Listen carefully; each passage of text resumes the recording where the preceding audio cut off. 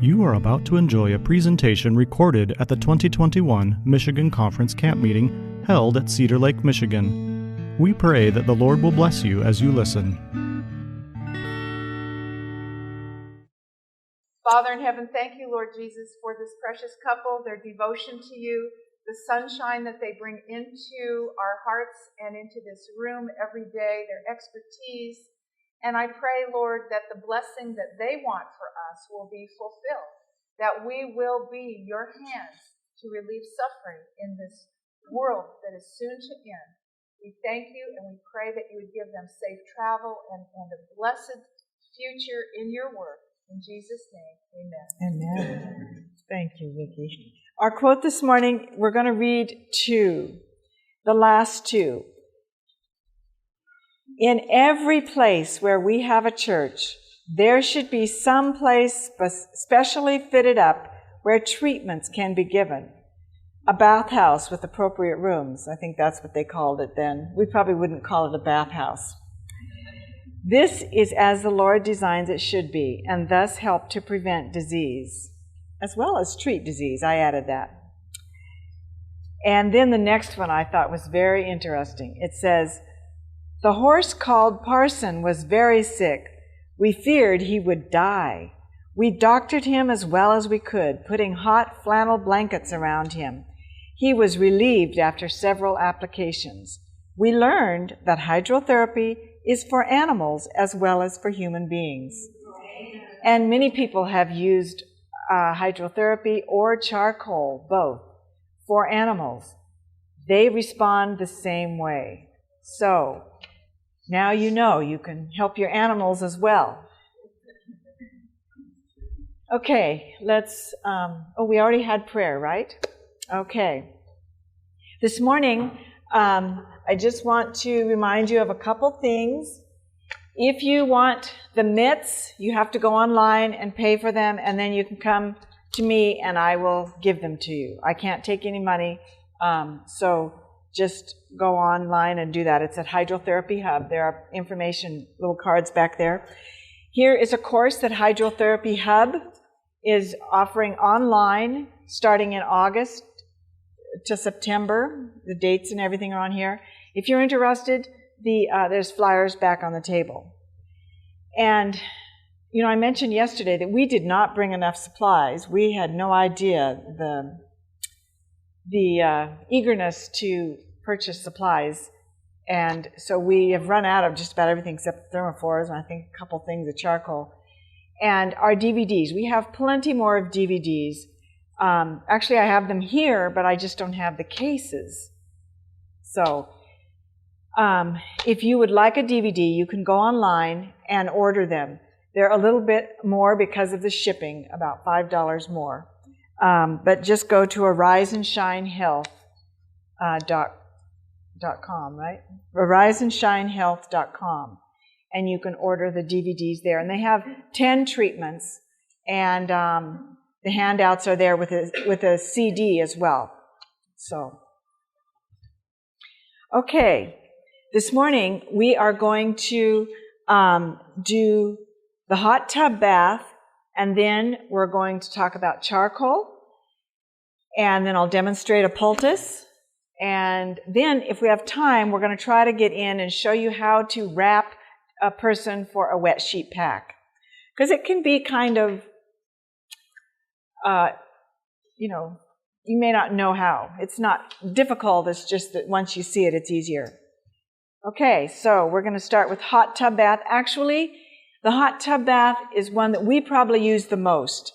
When we feel like we're getting a tickle in our throat, even in the middle of the night, we will get up and do a hot tub bath. So if we hear the tub running in the middle of the night, we know what's going on. And we just give it to ourselves. But it's good if you can give this to someone too. So, a hot tub bath given with water temperatures in the range of hot, which is 100 to 104, to very hot, above 104, covering as much of the body as possible. You can use a hot tub for this. Often they're 104, 106, something like that. But I'll give you a little hint. As clean as we think our bathtubs are, when you take a tub bath, every little bit of scum or a hair here or there or anything else comes up and floats on top. So you will want to wash your tub out before every single treatment. It's a lot more pleasant. And so when to use?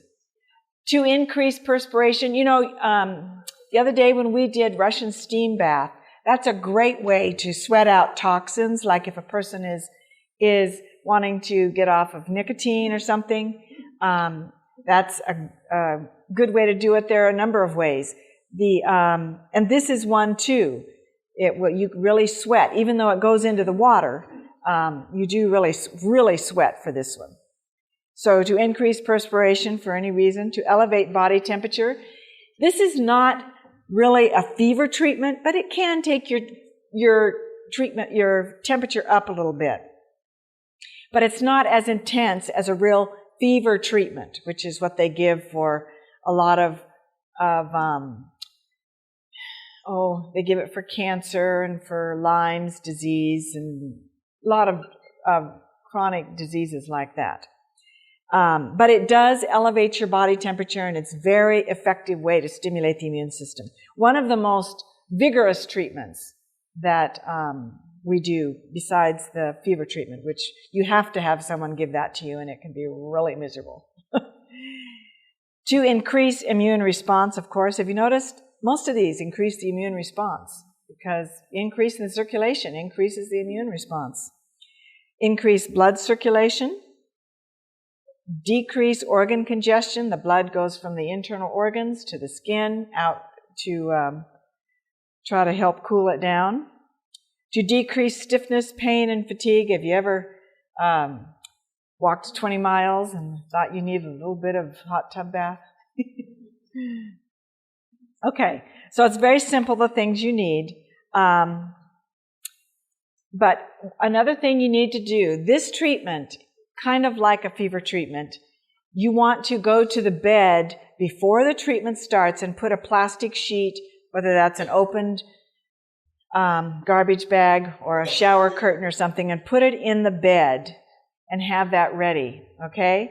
And then in the bathroom, you want to have a sheet because you're going to wrap up in that sheet afterwards and go to the bed, okay? And of course, a towel and a washcloth. If a person has been actually sick, you might want to take their temperature first, make sure it's not already 103, because this probably wouldn't be the best treatment if it's 103. Okay, and then some water to cool your head down. Again, you will tolerate it much better if you have your head cool. Okay, I'm going to go through how to do this, but I'm going to go to the cautions here at the end. Not recommended for patients with impaired circulation because they may not, this really increases their circulation. And so if their circulation is impaired, they may not have that ability to respond. Or impaired nerve sensation. Basically, you could do a mild treatment, just a nice warm tub bath. High blood pressure, because you're having everything, all your blood vessels wide open. Heart disease, again, you would do a milder treatment for these things. Check out the oral temperature beforehand, during, and after. Keep it below 102. Now, for a fever treatment, you actually want it to go to 102 and keep it at 102 for 20 minutes because that's what will help. For more aggressive things, that's what you need. So assure patient hydration before, during, and after. So, make sure they have water available. We usually just take a quart jar and set it on the side of the tub and drink as we want throughout. You don't want necessarily cold water either. You want lukewarm. Check the pulse. Actually, when we do this ourselves, because we know we're healthy, we don't really check our pulse. But, if you're doing this on someone, that's a good thing to do. Keep it under 100 beats a minute. Communicate with often. Never leave the patient alone. because it is a very vigorous treatment. And, especially if you don't know how someone's going to respond to heat, they could pass out or something, and you want to be there when that happens. And if that happened, what would you do? I've never had it happen, actually, in the hot tub. Panic? No. Yes, you pull the plug, you turn on the cold water, and you keep their head above water. Okay? And as they cool down, they will come to. And usually when I was in places and they'd call for the nurse because somebody went down in hydrotherapy, it was usually fever treatments, and it was when they got out. And they would be out flat on the nice cold tile floor. And by the time I got there, they were waking up. But that's why you just want to be careful, And especially if you're doing it by yourself the first time, you want to be careful. Because this really has every blood vessel open. So when you stand up, you don't have as much in your head. If the patient is dizzy, faint, or nauseated, stop the treatment and cool the patient. Okay? They've just gotten a little too overheated. It's not a big deal. You just want to... And the post-treatment rest in the bed is extremely important. In fact, that is of all treatments, this is part of the treatment. It's not a post-treatment, really. It is part of the treatment. Okay? And we'll talk about that a little more as we go along. Okay. So, what we're going to do first, what I like to do, I'm going to tell you practically what I like to do, because most of us don't have enormous water heaters, and we can't fill the tub and get it hot enough and without running out of hot water. I've never done that so far. So what I do is I wash my tub out and take care of my bed. Then I come in, and of course you need all your clothes off. Of course, you could use a swimsuit, but when you're giving it to yourself, it's no big deal. So, I get in, I try to get the water as hot as I can to start with, and it's stingy, but I just put it in a little bit, and then I get in and I keep putting it up, splashing it up on myself, because that gets my body used to it. Your body is always going to have to adjust to the hotter water. If you fill it up and then try to heat it up, you're going to be out of hot water most of the time, I would say. So start it out getting as hot as you can. And if you get in when it's not very much, and then you can get it hotter. Because the more hot water you have in there, the better off it's going to be. You're going to be able to cover more of your body. And so then after it gets to the first, to whereas you've run out of hot water or whatever, you've filled it enough, then you just sit there for 15, 30 minutes. And if you're like me, I can't just sit in hot water. So I get a tape recorder or a radio or something and put it over there to where you can't touch it, because you don't want to touch it. What happens if you touch it while you're in the water? The treatment and everything might be finished. You could be electrocuted. So remember not to touch it. And I always put it out of my reach so I can't forget and touch it. So I listen there, and that helps me to get through the time. You have a face bucket there with ice water in it, and a washcloth. And when I start sweating, I, bathe my face. I just keep putting that on. And, it's interesting, but if your knees or something are sticking out, they actually get cold because they're wet and, then out in the air. So you have to kind of keep moving around and put your legs underwater and that kind of thing. Now, if you get really claustrophobic type, when you're getting really hot from the hot, just lift your arm up, one at a time or both of them, and that will relieve that, because it somehow gives you just enough, I don't know what it does, but it gives you enough coolness to continue on. But I usually have to do that some, lift my arms out, but otherwise you try to keep everything under. Okay, so you stay there for 15 to 30 minutes. And then there's a couple ways you can finish it.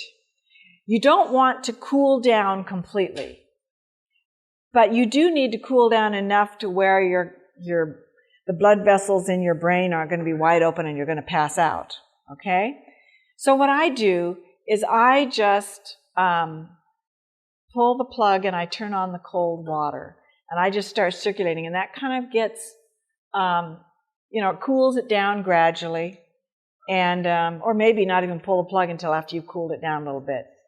And then if you want to, you can stand up and shower off, but be careful when you stand up. That's the time when you might get lightheaded or dizzy or something. So, just you can take a cool down shower, but the object of that is not really to cool you down, because part of the treatment is to get in bed and sweat. And I mean sweat. And if you cool down completely, you won't do that as much. So we usually just cool down the water a little bit. I dry off, and then I wrap a sheet around me. And the sheet is for more than just using as a bathrobe, because you wear that sheet to bed, and then it'll keep your sheets from getting quite as wet, because you're just going to sweat. That'll be sopping wet by the end. So, wear the sheet just to bed, and you're probably going to be sweating. So when you lay in bed, you're going to need a towel or something over your head, because it's sweating and it'll be very cold if out in the air. So you want to put something over your head too in bed. And usually I put a towel on the pillow so that I keep the pillow dry and all that. So then you just lay there and sweat, and hopefully you'll sleep, and that'll be that. Then after an hour, or if you don't go to sleep, that's fine, but after you've been there for an hour or so and you've kind of stopped sweating, get up and take a cleansing shower to get all the sweat off. So, and that kind of finishes the treatment. But it's very intense, it's very effective. And it doesn't. The worst thing about it is you have to clean out the tub when you're not feeling good or tired in the middle of the night or whenever it is, but that's not bad. So, any questions? So I've heard that it's good for people who are taking a lot of fuels and drugs and all that. Does it eliminate that stuff out of the system? Well, it sure speeds it up. Anything that's going to increase your perspiration is going to help speed that up to get it out of the system. I'll tell one story and then it's your turn. I was at a lifestyle center, and we had these telephone guys that were putting in a whole new telephone system. So they were like for 6 weeks there, and we knew them, and but they smoked. Well, we told them they couldn't smoke in the building, maybe on campus, I'm not sure. But anyway, at least I know they couldn't smoke in the building. And we talked to them about, we could help you stop smoking and everything, and they just joked. Well, the last day of the program, I came down with a cold. I'd been going full steam ahead for 3 weeks or whatever. And so I just felt like, have you ever felt like your head was about this big and you just feel really lousy? So I was laying in the lobby after all the patients had gone home, waiting for someone was going to give me it was actually a Russian steam bath where you sweat as well.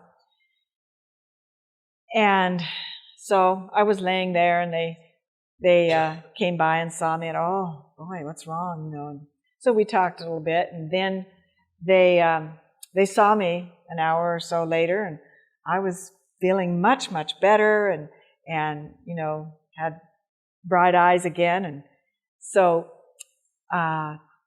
they said, "Wow, that was amazing. What did they do to you?" And so I told them, I said, "That's what we would do to you to help stop help with your smoking." So they says, "Okay, we'll do that." So we had 2 steam cabinets at that time, and one from the men's and one from the women's hydrotherapy. So we got them together, and they did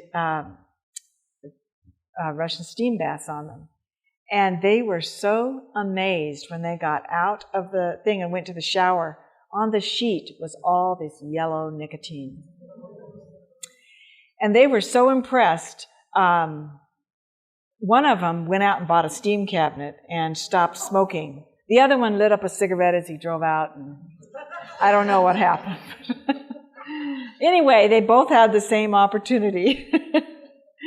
So, I think we're going to... What? Yes, I did. Okay, we're going to talk about charcoal now. We're going to have a little lecture, and then I'll show you how to do a poultice. Okay? It'll just take a minute to get all the paraphernalia switched. Okay, charcoal. Ever use charcoal? Yes. Oh boy. You ever see any results with charcoal? Yes. I've rarely seen results with charcoal. I don't know about you. I'm kidding. Sorry, it's worn out, but it is the original snake oil. It's so amazing. I mean, we hear stories like, why would that work? But it works. It's so far out of the bounds of why it would work. And okay, so charcoal, nature's black wonder. Thing of the past. So, Indians used charcoal. Official remedy until the 1950s. What happened in the 1950s? Yes, there you go. That's right. Antibiotics. Then Europe is way ahead of us in everything. So, okay, what is charcoal? Carbon remains after burning wood or other organic substances. So, what are good sources? Now, I know that pine is not a hardwood, but hardwoods are generally the best source. They seem to burn down more pure to pure carbon, or as close as you can get to it. So your hardwoods. And in fact, sometimes whenever you buy a container of charcoal, it'll say right on there, sourced from hardwood. So, but coconut shell, bone, you don't want to use bone, but another source charcoal. Comes in powder form, capsule form, which is just the powder in a capsule, tablets, patches, and salves. The powder, of course, is great for taking internally and poultice, like Rhonda's going to be showing you in just a minute. The capsules, of course, for digestive challenges. Tablets, what people will do sometime if they have like a tablet that they take like on a walk or a hike or something, and they get bit by a bug or maybe get stung or something, they'll put the tablet on, they'll wet it, they'll put it on there and then put a Band-Aid over the top, and that is pretty, I mean, that's a fast first aid for a bite or a sting, so that's good. Another is if you have that little, like Rhonda was mentioning a minute ago about the tickle in your throat, that little funny feeling in your throat, to put a tablet in your mouth, just between your cheek and your gum, and begin to suck on it. So it begins to run down your throat. And we'll talk about why that works in just a second. Plain charcoal is enhanced by no special preparation to increase its effectiveness. And the charcoal that you would buy, unless you were making your own charcoal, and many people do, it is organic material, wood, coconut shell, or bone. It is produced by controlled burning that develops a large network of fine crevices. And that is the secret to how charcoal works.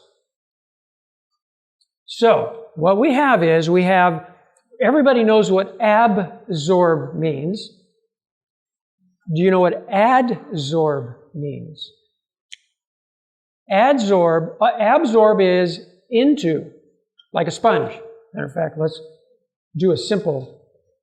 So there's a little drip of water there. And this is going to be the example of absorption. Absorption is into.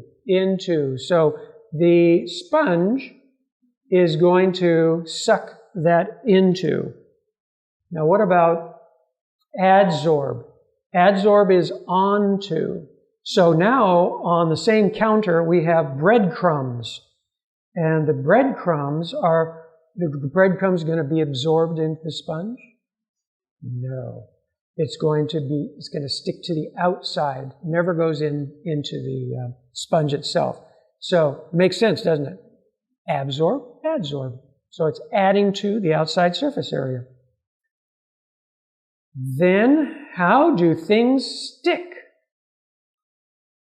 The way they stick is that whenever you are burning that substance, during the burning process, charcoal develops an electrostatic property. In other words, it becomes a little mini magnet.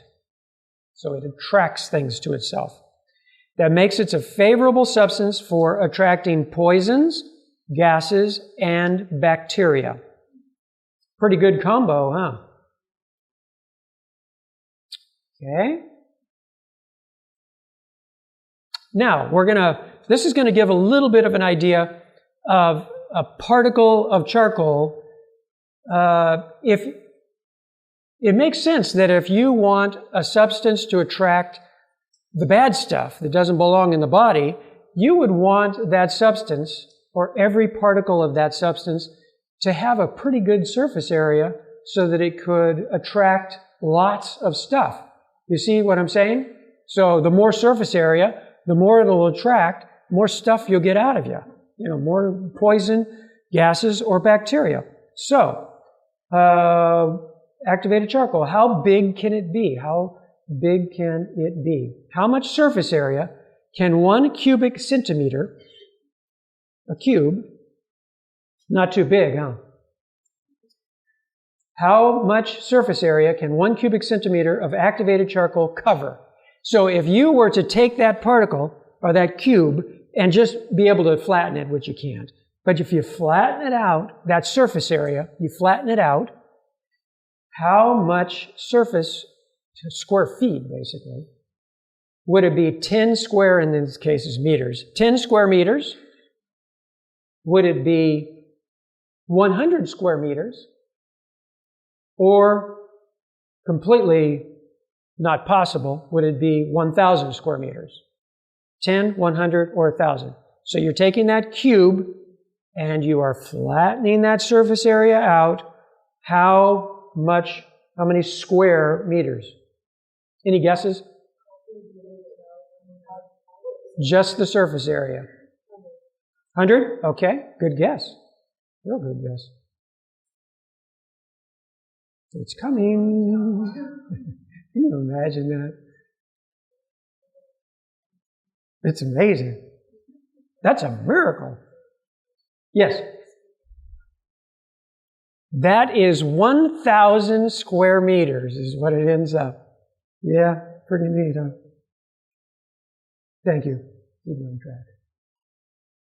track. Charcoal can be used for inside, digestive problems, poisoning cases, diarrhea, sore throat, bad breath, and the list can go on and on and on and on. Since we're talking about diarrhea, were we? That is one of the there's 2 real side effects of charcoal. One is it will constipate you if you don't drink a lot of water with it. So if you want to be constipated, have we talked enough about this? Yes. Anyway, just know, the other side effect is, whenever you're looking at the powder form, it is really messy. It's like, and it will not come out. So when you're working with it, you just figure, I'm going to bump something, or I'm going to be not careful enough. So you make sure that you have like a paper towel down or whatever, so that you guard everything around your surface, because it's really messy. There you go. That's right. Yeah, cups, spoons, plastic. Yes. Yes, good point. Disposable stuff. Yeah, much easier. Outside is insect bites, bee stings, wasp stings, infected wounds, inflammation, pain, and the list once again goes on and on. Now, do I have time for just my story? I can only, yes. One time at the ER, the patient was given charcoal because they taken over the Yes, something. yes. And I looked at the department right above there, Mhm. the maintenance one time going through and said that they had, I don't know how much they had excess they had Poured poured down down them. the copper. Oh, yeah. It went like cement in there. He had this big metal thing that he was having to chip. Oh, yeah, wow. Be careful how you dispose. Yes, it really, really absorbs moisture, yeah. So you got to be, good point. So you got to be really, really hydrated, yes. I have a little slide about that, so hang in there. Yeah, I was wondering about blood. Oh, yes, yes. Okay, we'll talk about that. Let me tell a real quick story because, we're on the time clock. Rhonda and I were moving. We had the U-Haul. On the U-Haul, I had a radial arm saw. Now, a radial arm saw is a little different than a table saw because a table saw just has the motor on the table and you put the wood through and stuff. The radial arm saw, though, it has this, the little arm that comes up and the motor and the blade is on that slide like this. Well, whenever I loaded the radial arm saw, and by the way, it was not a small one, it was a pretty good size one, there's a lock on it. So I locked it so it wouldn't slide, so that big motor would not slide back and forth during transport. Lock was on. I didn't know this, but during the transport, that lock came off. It kind of jiggled off. So whenever I was offloading that radial arm saw off of the U-Haul, of course everything's from the truck of this high down to the ground this high, and unfortunately I hadn't turned the radial arm, so the motor was not going to go anywhere. It would just come off of the truck. It was turned around so that the motor could slide down the slide. It's about this long. So when I was taking it off, that motor slid down. Well, what I didn't know is, I think it was this finger here, I had my finger up in a location that blade or that motor came down, and there was a little tiny nubbin that stops the motor from coming right off of the arm. My finger was on that nubbin. And so that motor came down, it hit my finger. Picture a grape, just squishing a grape under your foot. That's what my finger looked like. And man alive, it was, well, of course, first, there isn't any pain. It's just like, but I had to lay down because I knew the pain was coming. And sure enough, it did. It came. But we were right in the middle of a move. You can't stop moving because your finger looks like a grape. So we got charcoal. We knew about charcoal. I wrapped it up. It took about, I think, 20 to 30 minutes. And the pain went away. We went ahead and finished. And I didn't have any more pain. And it took a long time for that finger to heal. But yeah, pretty neat story. That was I was already a believer, but so. And we hear stories okay. That's exactly right. I'm not sure why we did, but we did. So, okay. Now, what we've got here, you got to kind of get the picture here. So here, right here and here, that's the intestines. So stuff goes through the intestine. This darker red color is the lining of the intestine. It's the intestinal wall. And then here's the blood vessels. All the blood vessels, all the blood goes by the intestines, of course. The nutrients have to go through and go into the bloodstream somehow. So this is how charcoal works. Some people believe that charcoal, you take it internally, goes through the digestive system, it goes into the bloodstream and circulates in the bloodstream, and it does its thing and then is eliminated somehow. But it doesn't. Charcoal never leaves the intestinal tract. It's only in the intestines. How does it work? This is how it works. The big attraction. So there's the bad stuff. Did you see that? I don't know whether you're too far back, but there was bad stuff that was going through the bloodstream. And there's the bad stuff. There's the charcoal. And the charcoal does something really neat, and that is it pulls that bad stuff right out of the bloodstream. So it's actually going the opposite direction of what you think of the intestines, and that is going from the intestines into the bloodstream. Charcoal attracts it, the bad stuff, what doesn't belong in the body, back out onto the surface, and then the charcoal is eliminated. Pretty neat, huh? Very efficient method. It took a little while. Practical information. So, today's quiz. Charcoal briquettes are a good source for medicinal use. No, because it's got all sorts of additives in it, so you don't want to do that. What about burnt food? You know, it's funny because my dad used to say, if you eat the charcoal off of the toast, it'll grow hair on your chest. Surprised I'm not dead from cancerous. No, that's not. It's partially burnt mineral salts and just, no, it's not a complete carbon, so you don't want to do that. Charcoal should be taken between meals if possible. Effectiveness is decreased about 50% when taken with meals. That's probably, let's just figure 50%. I don't know how they figure that out, but. And interferes with drug effectiveness. Take charcoal at least 2 hours before or after ingesting your medicines. And that's really important.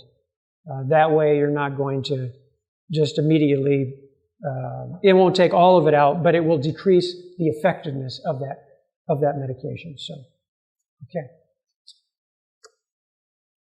All right, Rhonda's going to do a little charcoal poultice. Oh, yeah. Here we go. Okay.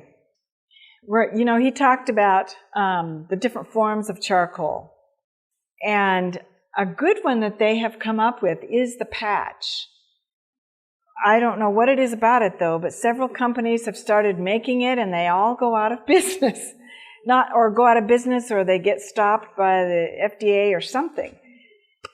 But they're really quite handy. They're still fairly expensive, it seems, but they're very handy, especially for like a first aid kit. If you're out somewhere and you have a bee sting or something, you can use a tablet, but it's nice to have a poultice ready-made. And I used to think, those patches, they probably don't have enough charcoal on them to really do much good, but it does something. Well, last year, Rich and I climbed this mountain, and it was straight up. We had to use cables and pull ourselves up on some of it. Anyway, it was a little more than I had trained for. And it took all day. And so the next day, I was so sore, I could hardly walk. And going down a step or something, I had to hold on to something because my legs were so sore. And I thought, well, this is a good time to try a charcoal poultice. So I just took one of the patches, and they usually come 5 in a package, and they're about like that. So I took one of those and I just slapped it on one leg. I said, I'm going to see if it makes any difference. Do you know, it really made a difference. I tell you, I was a believer. And they just stick onto you, so oftentimes you don't even have to use tape if it's not in a real... I didn't use any tape on my leg, I just stuck it on there, and it stuck for the whole day. So they are really nice, but if you're going to be using them consistently, it takes more time, but it probably is more effective because you get more charcoal, but it's a little messier and all, so you can do it either way, but I'm going to show you how to make a charcoal poultice. And there are probably many ways to make one. In fact, when we were at Black Hills, They have a totally different way. They actually put in guar gum, it's psyllium. It is psyllium husks. And they make it very thick, and they roll it out with a rolling pin between 2 layers of plastic wrap, and then they can just roll it up, and you can stick it in the freezer or the refrigerator, and then you can cut off a little piece or whatever. So that is a good way. But you know what? I've always grown up just making them fresh every time. So that's how I do it. So again, like Rich says, you want to have something underneath your charcoal. And even taking the lid off of this is pretty precarious. This is so light and airy that it will just fly everywhere, even when you don't notice it. It is easily wiped off the counter, so you could use it on the counter. But otherwise, you want to use it on something. And you want to put flaxseed, ground flaxseed. That helps it be more of a gel, and it keeps it moist so that when you take it off in the morning, it's not, it doesn't fall apart and crumble as much. It's all still moist, okay? You could use like cornstarch or something else to thicken it, but I find that this keeps it moister. I don't know that some of the other things keep it moist, but this is very good. What? Yeah, okay. So what I do is I use about the same amount of flaxseed as I do charcoal. And you want to be careful putting this in here because it can fly out. In fact, then you mix it up together like this, because charcoal has a hard time mixing with water. And so if you mix it with the flaxseed before you put the water in, it is easier. One time I had a friend that was getting ready to go to church, and her husband was out in the car honking the horn, of course. And so she was in there, and the last minute she said, "Oh, I've got a sore throat." She said, "I don't have time to mix this charcoal with water." So she thought, "I'll just take some in my hand and sniff it." And she had on a lovely white mohair sweater. And that charcoal came out her nose, her mouth, everything, all over everything. And about that time, her husband came in to see what in the world was taking her so long. And she looked like she had just had smoke come out of everything. And he says, "What happened?" So anyway, don't try to take it dry. And by the way, it doesn't work when it's dry. Charcoal doesn't expire. They have to put an expiration date on it, but you can use it years and years later as long as it's dry. So we're going to add some water, and don't add too much to begin with. Mix it in and until it mixes in. Yeah, mix carefully so you don't slop it all over. And like they mentioned earlier, it's good to use disposable things. Although glass, it will come out of glass unless it's, got lots of chips and stuff in it. But I just put a little bit in at a time and mix it up. It's much easier that way. And you want it to be the consistency of a jam, a thick jam type thing. Okay? And it will stiffen up as you go along. Some people like to use hot water, and that's good. But I have found that it's cold by the time I get it on the poultice, so it doesn't make a whole lot of difference. But if you want to put it on, put a warm poultice on, what I would do is just mix it, put it in on the poultice, and then you can put the poultice in the microwave, fold it over on itself, put the poultice in for 15 seconds or something, just enough to warm it up a little bit. You don't want it real hot. Okay. Yeah, you could put a warm application on top of the poultice afterwards if you want.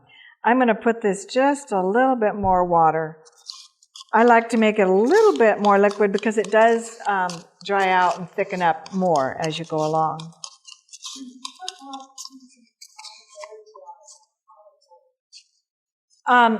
Yes, I think you could. I haven't used that, but I know Mrs. White, doesn't she talk about using olive oil, or is that what she recommends using it on? It seems like I've read that with charcoal. Yeah. Just to draw more circulation there. Okay, now you can just use a paper towel. You could use a piece of cotton to put it on, but a piece of cotton that you're going to throw away or you just use for that again. And then you can wrap it with saran wrap, and that's a fine. So even if you just have a paper towel and some saran wrap or plastic of any kind, you could put on, a grocery bag or whatever. But one of the easiest things to do is these chucks, incontinence pads, blue pads, whatever you call them. The plastic is already here, and I just put them on this side, and then I put a paper towel over top of that.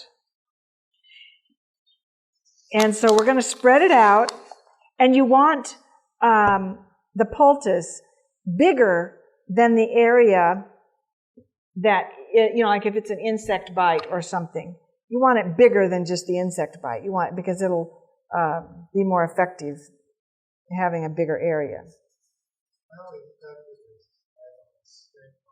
Very effective. Anything that does not belong in the body will be absorbed out with this. Anything, whether it's cancer, whether it's infection, whether it's pain chemicals, anything. I'm not saying that it cures cancer. Don't quote me on that. But it is very helpful for something like that. Yeah. Mm-hmm.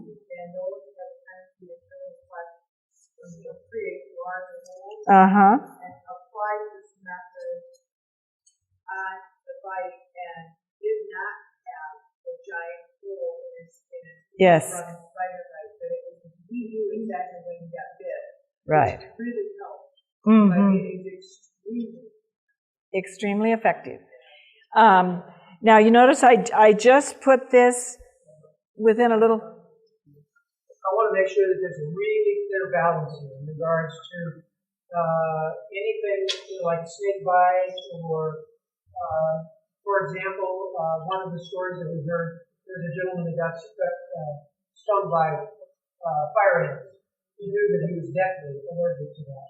He heard a charcoal lecture the week before and bought charcoal, and came home, was working in the yard, got bit. He knew that the last time he had that, he went to the hospital because it was cold. They thought, we had just heard in our charcoal lecture that we can put charcoal on this kind of a sting, a bite. So they did that, but they were very wise, and they headed to the ER. The difference was that he said, by the time we got to the ER, I had no symptoms. And I've never had to have any intervention with the ER. But the point is, if you've got a life-threatening condition, you need to get medical attention. But use charcoal as a first aid if you can possibly do that, because it will help in that process. So does this make sense? Really important. And it may, most times I don't think you would have to have any medical attention, but it is a good idea to go to the ER in case. So I have put the poultice not right to the edge because I don't want it to squish out. It's rather messy if it does. And I'm just going to put this over it and press it in. And this is, it's a little dry right here, so I'm going to just put a few drops of water on this. And then I do that. Usually I just take the faucet and just put a few drops in it. It makes it all wet because you do want it wet. And it will absorb right through the paper towel and through your skin and anything else. Then you put it on the area, and we would just tape this. If this were just a paper towel, we would just put some saran wrap over it. But with this, you don't need plastic wrap or anything. You just attach it there. And if anybody needs this, you can have it. So a couple things. Another shortcut, if you have an acute thing like a snake bite or a spider bite, what I would do is I would just take a teaspoon of the dry powder, put it between 2 layers of paper towel, and put it under water, and you have a poultice. Put that on it, because when it's something very acute, you want to change it every little bit. 10 minutes later, do the same thing again, and take it off, and put a new one on. And then every half hour. So when it's something really acute like that, you need to do it. You need to have the charcoal at its peak as long as possible. So change it every 10 minutes for 2 or 3 times, then change it every half hour, and that way it'll work much better. But for an acute sting or something, you can do that. The reason we mix it with water and this flaxseed is to make it, it's for the long haul. Another thing that I have used it for, I worked in a jail for a short time, and the doctor was an Adventist doctor, and she wanted me to use charcoal poultice on the teeth. Teeth problems are a huge problem with prisoners. That jail just about went broke pulling people's teeth. So they says, we don't pull any more teeth. If you have a toothache, you're going to have to, we don't give anything stronger than ibuprofen. And they had given cloves, and that was all they had, ibuprofen and cloves. I says, we will not give you anything more. So she says, I want you to do a charcoal poultice. And I thought, a charcoal poultice on their tooth. But I learned, you just put some, I think I mixed it into into a gel. And I put it between just paper towels, just a small little thing of paper towels, and I folded it over onto itself, and then kind of folded in the edges and put it under water. Or the paper towel was all wet, so just make sure the paper towel's wet because it'll stick to itself and kind of seal it off. And then I would make them up ahead of time, and when the inmates had a toothache, they would ask for one of those, and they just put it in their jaw. And many of them lived on that because they didn't have the money to have their tooth pulled. They had to get the money first before they could have their tooth pulled. And so one time I didn't make up enough for the weekend, and they said, don't ever leave us again without charcoal poultices. And so they says, and please teach us how to do this. So that jail probably still uses charcoal poultice because it was the most effective thing. Okay, we have about a half a minute. Any questions? Do you have like an open wound or something? What do you do about like tattoos? Okay. Technically, they say it tattoos if you put the charcoal right on the skin, but if you use the paper towel between, it does not tattoo. I haven't seen it tattoo, but that's what I hear. But I always use the paper towel as well. So an empty tea bag? Oh, that's a good idea, because it's already a ready-made. How do you get an empty tea bag? Oh, really? Well, that's neat. Anyway, we could go on all day long with charcoal stories. They're so wonderful and interesting. But I'm telling you, if you have a question, if charcoal would work, put charcoal on, because it probably will. You know, it's just amazing stuff. Mrs. White says if she could call it something else and sell it, she says everybody would get it because it's so effective. The doctor once told me that if he was forced to have only one item in his doctor's bag, it would be charcoal. I agree 100%. I was in that same jail, and a lady, I was mixing up a charcoal poultice for her hand. Her dogs had gotten in a fight, and she had tried to pull them apart. And her hand was all bruised and cut up and everything.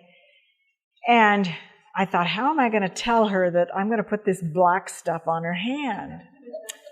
And she looked over and she says, is that charcoal? And I said, yes. Have you ever heard of it? Trying to sound very ordinary.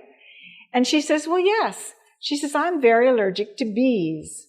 And she lived 45 minutes up in the mountains. And she said, she got stung, and her neighbors were Adventists, and they had told her about charcoal, and she had used it twice and had not had to go to the emergency room. So it's very effective.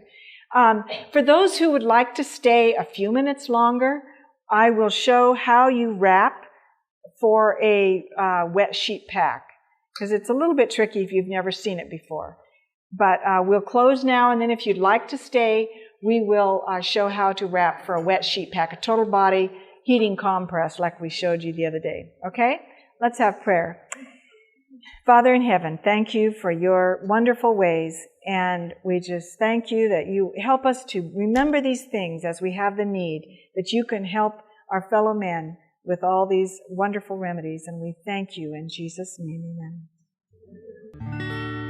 To listen to more of these presentations, you may visit the audio archives at misda.org/audio2021 or search for Michigan Conference Camp Meeting wherever you get your podcast.